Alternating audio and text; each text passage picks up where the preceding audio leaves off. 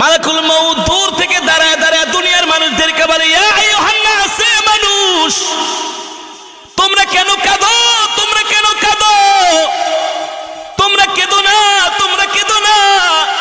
আল্লাহর ইজ্জতের কসম, আল্লাহ তাআলা যতদিন তার হায়াতের জিন্দেগি দিয়েছিল ততদিন সে বেঁচে ছিল।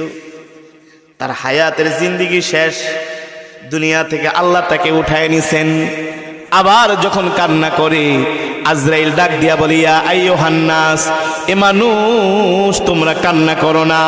তার জন্য আল্লাহ তাআলা যতটুকুন রিজিক বরাদ্দ করেছেন ততটুকুন সে রিজিক খেয়েছে, তার একটা রিজিকও আর অবশিষ্ট নাই, তার রিজিক শেষ। এই কারণে আল্লাহ তাআলা তাকে দুনিয়া থেকে উঠায় নিয়েছেন। ঠিক কিনা?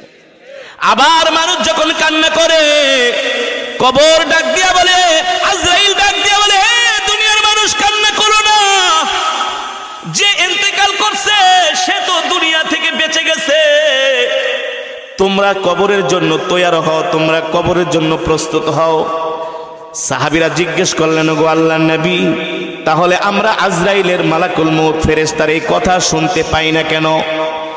নবী বলেন, ও সাহাবীরা, দুনিয়ার মানুষ যদি এই কথাগুলো শুনতো তাহলে দুনিয়ার মানুষ কোনো ব্যবসা বাণিজ্য চাকরি বাকরি করতে পারতো না, খেত খামার করতে পারতো না। তাহলে সব মানুষ কবরের চিন্তায় দুনিয়া ছাইরা জঙ্গলে যায় শুধু ইবাদত করত। মান সালাকা তরিকান ইয়ালতামিসু ফীহি ইলমান সাহালাল্লাহু লাহু বিহি তরিকান ইলাল জান্নাহ। আল্লাহু আকবার।